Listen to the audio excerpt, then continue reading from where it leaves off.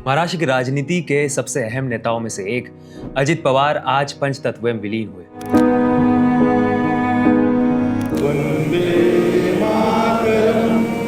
आज ही का वो दिन था जब लाखों की हुजूम के सामने पार्थ पवार और जय पवार ने उन्हें मुखाग्नि दी, लेकिन उन्हें दी हुई वो मुखाग्नि अब तक बुझी भी नहीं थी। तब पूरे राजनीतिक गलियारों में एनसीपी का आगे क्या होगा, पश्चिम महाराष्ट्र की राजनीति का आगे क्या होगा, ये सवाल गूंजने लगे।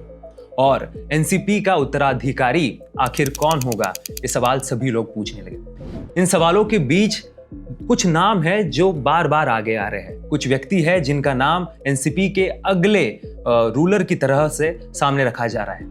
वो नाम आज हम डिस्कस करेंगे। मेरा नाम है अभय, मैं खुद महाराष्ट्र से आता हूँ, पश्चिम महाराष्ट्र से आता हूँ। पवार फैमिली का गढ़ रहा हुआ सातारा, वहां से मैं आता हूँ। वहां की बात करेंगे और आपको बताएंगे कि किस तरीके से कौन से ऐसे नाम है और कौन सी ऐसी संभावना है और क्या कयास लगाए जा रहे हैं एनसीपी के भविष्य के बारे में। एनसीपी का वोटर बेस सबसे पहले समझना होगा। एनसीपी एक दक्षिणी पार्टी है। एनसीपी मराठा वोटर्स, एनसीपी मुस्लिम वोटर्स और दलित वोटर्स को अपील करने वाली पार्टी है। एनसीपी का जो वोटर बेस है उसमें बड़े पैमाने पर खेती के रिलेटेड जो किसान वर्ग है वो भी आता है। तो सबसे इंपॉर्टेंट बात, जो सारे नेता है वो नेता अपने अपने पॉकेट्स में बड़े हैं। अजित पवार एक ऐसे नेता थे जिन्होंने अपने साथ ही नेताओं की एक लड़ी खड़ी कर दी थी। लेकिन इसके बाद सबसे पहला जो नाम आता है वो ऑफकोर्स उनकी वाइफ सुनेत्रा पवार का आता है। सुनेत्रा पवार राज्यसभा की सांसद है और एनसीपी के एक्टिव पॉलिटिक्स में वो 2024 के लोकसभा चुनाव के बाद आई, जब बीजेपी के तरफ से ये बात कही गई कि सुप्रिया सुले को आप लोकसभा के लिए फ्री वॉक नहीं देंगे, आप उनको के सामने एक अच्छा कैंडिडेट खड़ा करना पड़ेगा। तब अजित पवार ने अपनी पत्नी सुनेत्रा को पॉलिटिक्स में लाया। इससे पहला सुनेत्रा अपने बारामती और सबसे इंपॉर्टेंट पुणे की जो इर्द गिर्द के इलाके थे वहां पर ही वो मौजूद रहती थी। देखिए, सुनेत्रा पवार एक मॉन्यूमेंटल हेड की तरह वहां पर काम कर सकती है और एक जमाने में जिस तरीके की भूमिका अहमद पटेल और गुलाम नबी आज़ाद ने कांग्रेस में सोनिया गांधी के लिए इस्तेमाल की थी, या फिर सोनिया गांधी के लिए उन्होंने जिस तरीके के एडवाइजर वो बने थे, उसी तरीके से प्रफुल्ल पटेल और सुनील तटकरे सुनेत्रा पवार के एडवाइजर बन सकते हैं। देखिए, सुनेत्रा पवार के लिए इतनी बड़ी पार्टी को संभालना, इतने सारे नेताओं को संभालना जो कई दशकों से पॉलिटिक्स में है, काफी मुश्किल बात होगी। लेकिन जब तक बड़े पवार साहब मौजूद है, जब तक शरद पवार है, तब तक उनको एक अपर हैंड, एक गाइडेंस भी सामने रखा जा सकता है। और सबसे इंपॉर्टेंट, इसके बाद हम बात करेंगे कि दोनों पार्टियां क्या एक साथ आएगी। बिल्कुल आ सकती है। इससे बड़ा रीजन या फिर इससे बड़ा मौका, अवसर उनको नहीं मिल सकता दोनों एक साथ आने के लिए। हमने पुणे के जो महानगर पालिका के इलेक्शंस थे, पीसीएमसी के इलेक्शंस थे, उसमें ये बात सामने रखी भी गई थी और देखी भी कि दोनों पार्टियां एक साथ आके चुनाव लड़ी, बीजेपी के खिलाफ लड़ी, शिवसेना के खिलाफ लड़ी।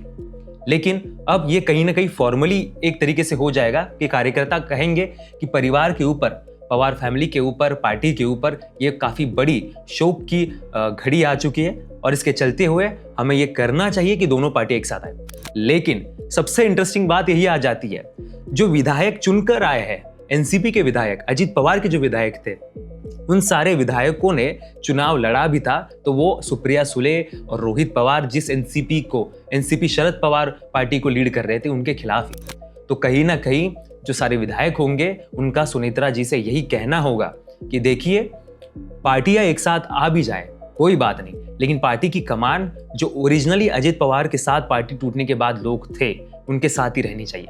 अगर हम नेताओं की बात करें तो देखिए, एनसीपी के पास बड़े कद्दावर नेता है। कोकण की तरफ देखेंगे तो सुनील तटकरे है, वहां पर धनंजय मुंडे भी है, छगन भुजबल है, उसके बाद प्रफुल्ल पटेल है। लेकिन इन सभी की अपनी अपनी खूबियां भी है और खामियां भी। जैसे सुनील तटकरे अभी के टाइम पर तो वो एक एमपी है, लेकिन कोकण के बाहर उनका इतना बड़ा अस्तित्व नहीं देखने को मिलता। धनंजय मुंडे काफी अच्छे वक्ता पार्टी की तरफ से हो सकते हैं, लेकिन जो कंट्रोवर्सीज पिछले जमाने में उनके रिलेटेड रही है, उस वजह से उनका कहीं ना कहीं दावा कम हो जाता है। उसके बाद छगन भुजबल की बात करें तो छगन भुजबल की एज उनके साथ नहीं है।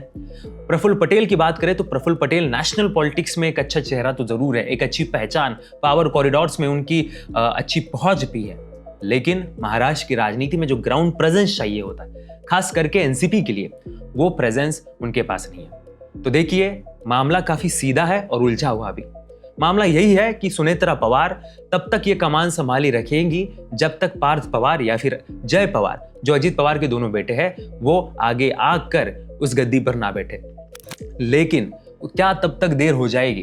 क्या तब तक सुप्रिया सुले या फिर रोहित पवार, ये सभी लोग या फिर जयंत पाटिल भी एक तरीके से पार्टी की कमान हाथ में ले लेंगे? तो दोनों पार्टियां एक साथ आने के बाद जो डर या फिर जो अंतर्गत कलह देखने को मिलेगा। देखिए, पवार फैमिली हमेशा से एक साथ थी, एक साथ है और एक साथ रहेगी भी, लेकिन पॉलिटिकल दावपेच खेलने में रोहित पवार भी आगे रहेंगे, सुप्रिया सुले भी आगे रहेंगी। इससे पहले जो समीकरण बन रहा था कि केंद्र की राजनीति सुप्रिया करेंगी, राज्य की राजनीति अजित पवार करेंगे, लेकिन वो चेहरा एनसीपी ने खो दिया है। वो सबसे बड़ा स्ट्रॉन्ग मैन एनसीपी ने खो दिया है। वो नेता खो दिया है जिसके बलबूते पर पश्चिम महाराष्ट्र के आगे की राजनीति चलने वाली थी। तो एनसीपी का भविष्य कहीं ना कहीं लगता तो है कि सुनेत्रा पवार जी के हाथ में है, लेकिन इस दुख की घड़ी में, इतने बड़े शोक के बाद, वो महिला है, लेकिन यही बात है कि महिला दुर्गा का रूप होती है। उसके कंधों पर आज परिवार के साथ साथ पार्टी की भी कमान आ सकती है। कई नेता क्या उन्हें बैक करेंगे? बिल्कुल करेंगे। बड़े शरद पवार, बड़े साहब जिनको कहा जाता है महाराष्ट्र में, वो भी उनका ही नाम आगे रख सकते हैं कि उनको भी पता है कि पार्टी को आज के समय में एक चेहरा चाहिए जिसकी तरफ जो संपत्ति का भी एक वेटेज हो और जिसकी तरफ देखकर पार्टी का कैडर भी साथ में रहे। तो यही देखिए, शुरुआती कयास यही है कि एनसीपी को आगे जाके मोटा मोटा कहे तो कोई भी पवार फैमिली की तरफ से ही लीड करेगा, और मोस्टली सुनेत्रा पवार उनको लीड कर सकती है जब तक पार्थ पवार और जय पवार आगे सक्रिय राजनीति में नहीं आते। आप देख रहे थे वन इंडिया न्यूज, और देश दुनिया की खबर देखते रहिए हमारे चैनल पर। Subscribe to One India and never miss an update. Download the One India app now.